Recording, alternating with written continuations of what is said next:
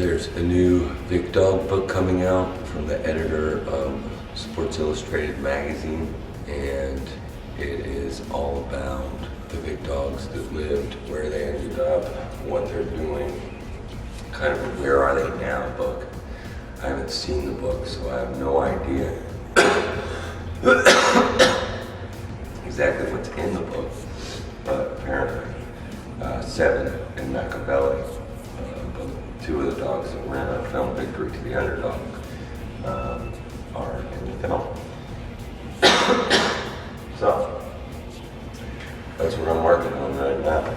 And Brandon is the owner now, the adopter of Machiavelli, one of 3 dogs, Vicktories, that were signed over to a partnership of the Georgia SPCA and All or Nothing Rescue, which is run by tattoo artist Brandon Bond. The organization has saved more than 400 dogs. And we thank you so much, Brandon, for joining us for part of our show today. So, did you see the Michael Vick story on television and immediately want to rescue one of these dogs, or how did Machiavelli come to you? You know, it's kind of an interesting story because obviously in Atlanta the story was larger than anywhere else because that's where Vick was a quarterback. And as soon as the case broke, it dominated every channel for several days. But as soon as I saw it, I leaned over and I told my wife, we were watching television, I told her, we're getting some of these dogs. We have to get some of these dogs. And of course, normally when something like this happens, the dogs are euthanized when they're no longer good as evidence. So she didn't believe me. And I said, no, I think that we can get them. And the truth is, I knew somebody would get caught eventually, a high-profile person, either a musician or an athlete. Somebody was going to get caught. And I saw it as an opportunity to act, and it worked out great. They didn't euthanize him. Hallelujah! And tell me about Mac. Mac is the most amazing dog ever. He still struggles a lot, though. Machiavelli was, and that was the reason that we selected him to foster and eventually adopt, because he seemed to be the most afraid of all of them. He's never had any animal aggression, no people aggression, but he's just scared. So it took a long time for him to even trust people to give him food. It's not that he was in any way aggressive ever. I've never seen it once in a couple of years now, but he was just deathly afraid. Like if you open a soda can here and he would run and hide under his bed. Every little sound was like a war zone in his head. It was sad. But now he's much better. And he loves the other dogs. He lives with 5 other rescued animals. And he's inseparable with his girlfriend named Annie Oakley. That's a great name.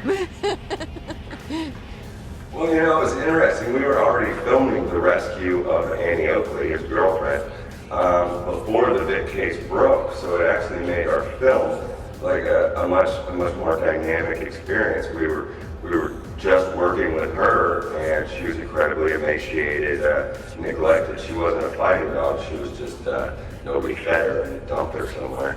And so all that was happening in the background of the film. Like when the news broke, you can actually see it on the news in the background. It's pretty cool. Yeah. Good timing. Yeah, remarkable timing. And Jim, these dogs were all tested, if you outline that process pretty thoroughly in the book, to make sure that they could be adopted. They were looked at very, very carefully. Yeah, the ASPCA sort of put together this expert team, and they went in and they had a whole series of tests that they did, to try and just ascertain the dog's disposition. And then they put them into 4 different categories based on what they thought the potential was. Some of them, like Mac, most of them, the most common thing was what Brandon saw with Mac, just this sort of skittishness and fear. What does this tell us? What is this story of redemption? And I'd like to hear both of you talk about this. I know you've rescued a number of dogs, Brandon, so maybe we should start with you. A dog who has been abused, maybe even a dog who's been a fighter, can become a dog who's really a wonderful pet and maybe even a therapy dog. What does it tell us about this breed and our perceptions of dogs that we think are bad dogs. Brandon?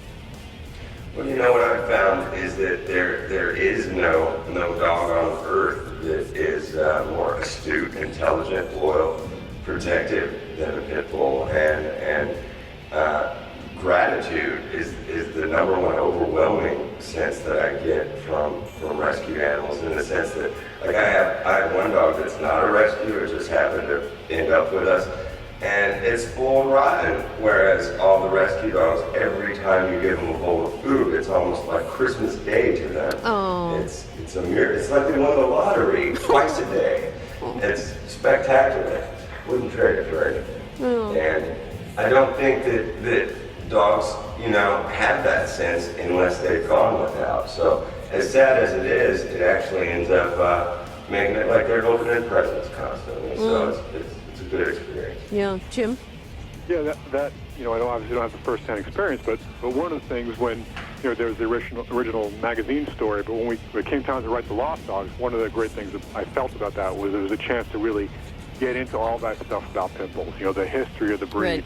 where they came from, how they developed, and why they've gotten sort of unfairly this bad reputation, and really sort of trying to expose what these dogs are really about, and how that, if they're socialized and raised properly and treated properly, they can be the sweetest loving dogs as anything else out there. And for some reason, that's just a message that hasn't gotten out to most of America, but hopefully this will help, start turning the tide. Yeah. Let's take one call at least while you're with us, Brandon. Ron in Viroqua. Hi, Ron. Hi. I just wanted to say that I inherited a Berkshire Bull Terrier, a.k.a. Pit Bull. And my partner at the time had moved into a townhouse, and she couldn't have the dog, so she asked if I could take her. Well, I lived with my 91-year-old mother at the time, and my family was strictly against it, but Ninja Rosie was her name, and she had her tail. She was picked up as a puppy, raised with nothing but love. And my partner brought her over to the house one day when the family was there, and we were sitting in the backyard, and Ninja just went right to my mother, put her head on her lap, and it was a match made in heaven. Oh. And it's kind of hard. But from that day on, she stayed with her. I mean, she would lay by her side. My mother started to fail in health. Ninja was just at her, with her all the time. And then Ninja Rosie became ill, and we had to put her down in January this year. And a month later, my mother passed away. But she was by far the most fantastic dog I had ever owned or known in my whole life. Love, I mean, that's all she knew was love. I just wanted to make that comment. No, I'm so glad you did, Ron. Thanks for the call. People have such a twisted idea about a pit bull. I mean, all the stories that my family heard were all the bad ones. Right. When they met Ninja, they just fell in love with her. Thank you so much for your call. Jim, we do have that image of pit bulls. What a story. It's making me cry. That's the thing. Once you start scratching below, like the surface of pit bulls, the wall that you meet when you start the topic is all the bad stuff. But once you start poking behind that at all, you hear these kinds of stories over and over again about, people have these experiences, just not of just being great dogs, but even beyond that. Like, there's so many people I get these emails and notes from, I will never own another type of dog than a pit bull. And, it's out there everywhere. So it's sort of amazing that, it takes a little bit of looking, but once you look, you'll find, something totally opposite to what the general presumption is. Yeah, Brandon, I'm sure you have some stories. Definitely. Ron's story actually is just like Jim said, amazingly common. Pit bulls were originally like the family dog that in this country. Like when the man would leave the ranch or whatever, the dog would herd and watch the children.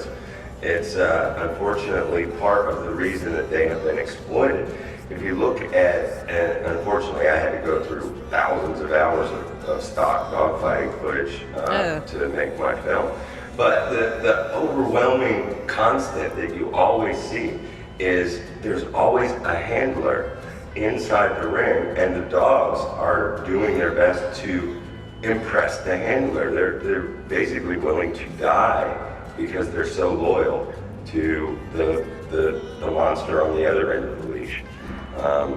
And that is horrifying to me. But I am one of those people. I will never own another dog other than a pit bull.